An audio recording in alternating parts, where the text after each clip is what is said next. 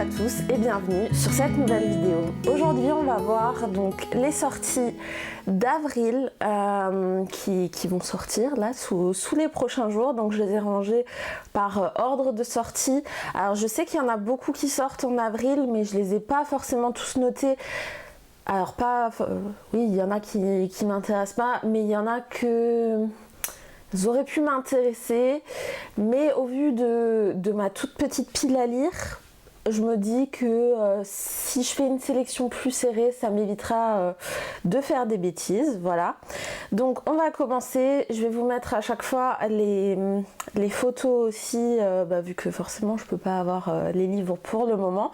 Donc le 1er avril sort Ambre et les Dragons de glace. Alors déjà la couverture, elle est juste sublime, et alors le résumé il est encore mieux parce que je pense que vous commencez, si vous me suivez depuis un moment, à savoir que les dragons et moi, c'est souvent des histoires qui fonctionnent bien. Je prends Les Aînés de Serena Howell par exemple, c'est le premier qui me vient à l'esprit, mais ça fonctionne très très bien. Il y avait Dragonland, mais qui était plus jeunesse et je ne me souviens plus de l'auteur, mais j'essaierai de vous le mettre quelque part. Donc revenons donc sur Ambre et Dragons de glace. Donc ça sort chez PKJ et c'est Heather Fawcett qui l'a écrit, et du coup Ambre est un dragon de feu et elle va se faire transformer en fait en humain pour être préservée et changer de région afin qu'elle ne soit pas exterminée. Juste déjà ça me fait rêver. Dragon de feu, dragon de glace, donc l'opposition.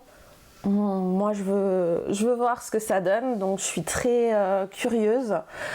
Ensuite j'ai Les Gardiens des Mondes, tome 1, Eyama de Mathilde Trinçon, pardon.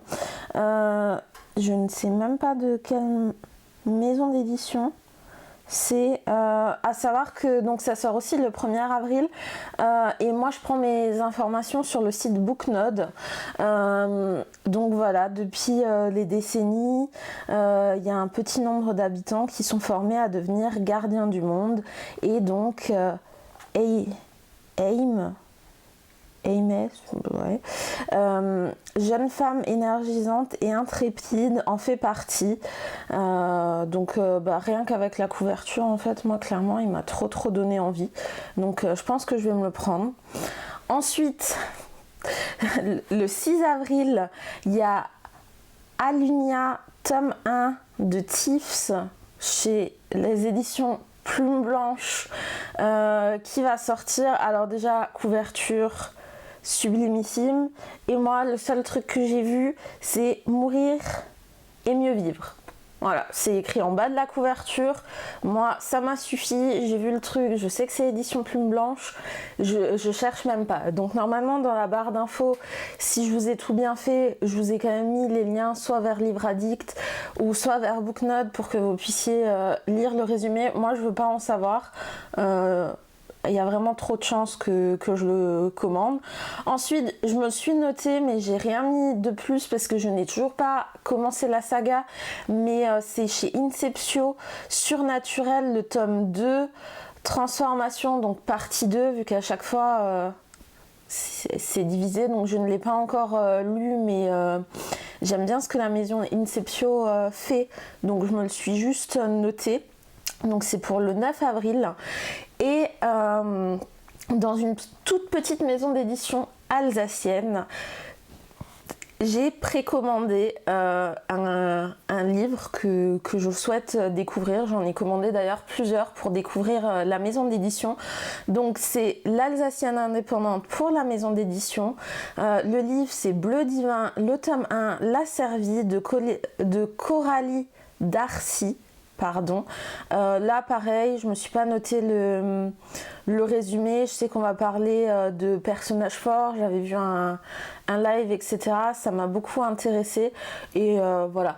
En plus je vis en Alsace, je soutiens l'Alsace, donc vive l'Alsace, voilà, tout simplement. Et l'autrice vit en Alsace aussi, hein. comme ça on fait les deux. Ensuite, le 28 avril, il y a Loki, les racines du mal de Mackenzie Lee. Donc j'avais déjà lu du Mackenzie Lee, le gentleman célibataire si je me trompe pas, et d'autres. Donc là c'est sur l'histoire de Loki, qui est quand même un peu le mal-aimé de Marvel, en même temps il le cherche. Donc moi je veux bien découvrir son histoire à lui, peut-être vu d'un autre point. Enfin, je trouve ça relativement intéressant. Donc il sort le 28 avril, si jamais je ne l'ai pas dit. C'est aux éditions Hachette, si je dis pas de bêtises. Et je sais que dans ces eaux-là, il y a une sortie de Saxus avec Guenièvre.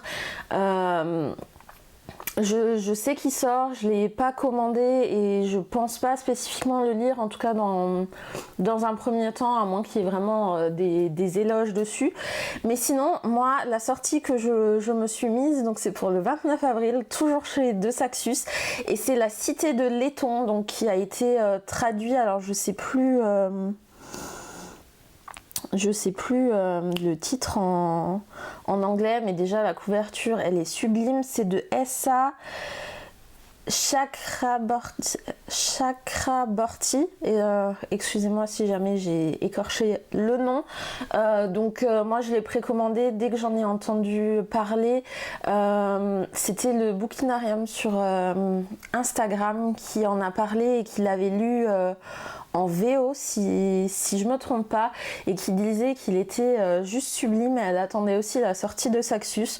Donc moi rien que le côté un peu mille et une nuits, enfin oriental, etc., ça m'a beaucoup plu. Donc voilà, je l'ai précommandé, je suis impatiente de l'avoir en main. Bien sûr, comme c'est du De Saxus et qu'on peut l'avoir en hardback, je l'ai bien évidemment commandé en hardback, comme les quelques De Saxus que j'ai, c'est toujours en hardback.